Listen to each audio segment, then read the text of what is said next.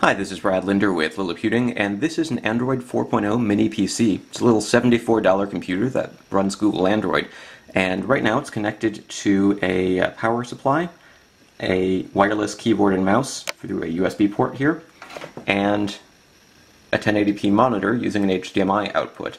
This particular monitor doesn't have any speakers built in, so since there's no speaker jack on the little PC, you're going to maybe want to use this with a TV, and it really does make sort of a good online video player if that's something you're looking for. I've been playing with it for just a little while now, and one of the things that I wanted to show you was, well, a couple of the things I wanted to show you were some of the applications. I was pleasantly surprised to see out of the box it came with the Android Market, which automatically updated pretty quickly to the Google Play Store. And it had some other apps preloaded as well, including Angry Birds Space and Skype, as well as some online video from the Chinese market, including PPS, PPTV, and Youku. But once I logged in with my Google ID, I was able to install Netflix, the YouTube video site works, and so forth. So let's take a quick look at online video here. And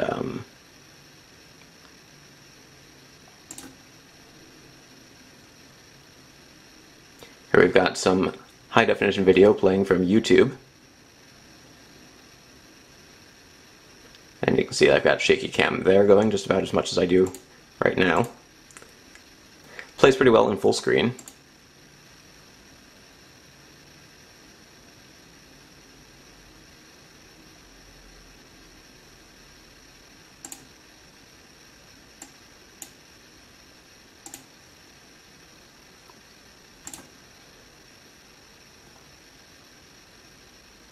Netflix works as well.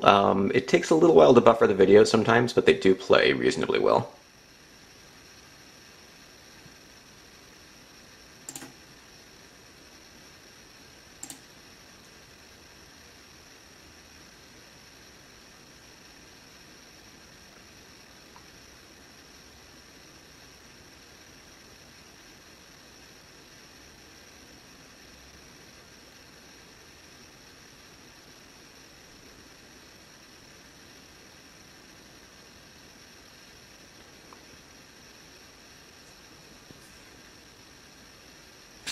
It actually looks a little bit better on the screen than it does right here because of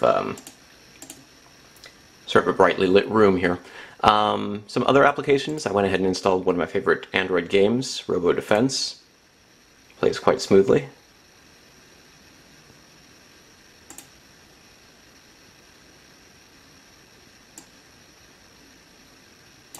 Now, it's a little bit tricky to use some of these applications that are designed for touchscreen when you're using a keyboard and mouse. But they do work, and some games are better than others, so games like tower defense type games that are mostly just sort of drag and drop, those work pretty well. Anything that requires multi-touch you're going to have problems with, clearly. So you can see that we are running Google Android 4.0. We can dismiss applications from the recently used list, or we can switch to applications. So I installed the Kindle application just for kicks. This one's sort of a weird one because it works, but I'm not sure that I would really want to spend a lot of time reading ebooks on a screen like this.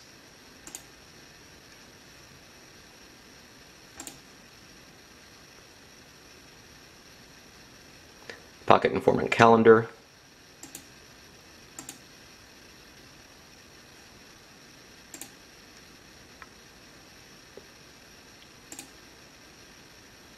There's a built-in file manager. And the default web browser works pretty well, but I went ahead and installed Dolphin Browser HD as well, because that allows me to install the LastPass password manager and bring in my saved passwords so that I could do things like go to the WordPress administration and update my website. Now you can see it's not the fastest little computer, even as Android devices go. But overall, it does have a lot of functionality for a $74 device. So if you're looking for something to, say, just watch web video on your TV, maybe play a couple of games on your TV, or even just a really basic computer for a family member who might not be really familiar with computers but wants to be able to do email and web surfing and maybe play some games, something like this little $74 PC might do. It's not as fast as most Windows computers these days. It's not as fast even as most Android tablets these days. But the all-winner A10 processor is, powerful enough to handle a lot of these tasks. I have a feeling that if and when I manage to get Ubuntu or a different Linux distribution installed, some things might load even more slowly. Once applications are up and running, in Android at least, they seem to go pretty quickly. But Android is really designed for a sort of stripped-down system, a very basic experience, and when you have a more full-featured operating system, there's a chance that things could be a little bit slower, but I won't know for certain until I try. Another thing that I noticed here is that this guy's been plugged in for maybe about a half hour, and it's very warm. I don't know that it's necessarily going to overheat, but it's such a small device that that it does generate a fair amount of heat in this little casing. So, much more so than you would expect from, say, a smartphone or a tablet. But it's not really meant to be held, so I'm not sure that that's necessarily going to be a huge problem, but I'm a little bit worried that, if you were going to use it for hours and hours on end, there's a slight chance that it could cause some heat issues.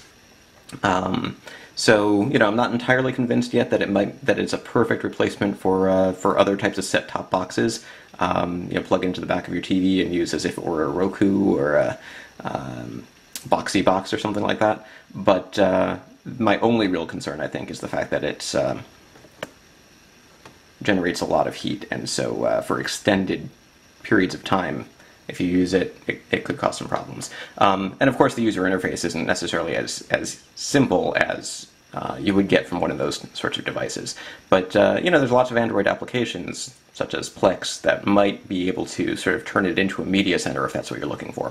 So I think there's, especially because of the low price, it's a very interesting device that might have some interesting use cases. So I'll be curious to know what kind of things you would like to see me try, and what sort of things you might want to do with a $74 little computer running Google Android that has connections for an HD TV or a monitor and USB ports for, right now I've got a keyboard and mouse plugged in, but you should theoretically be able to plug in video game controllers as well, because there's support for that built into Android 4.0. So this is Brad Linder, and a look at the Android 4.0 mini PC running a couple of Android applications. You can find out more at liliputing.com.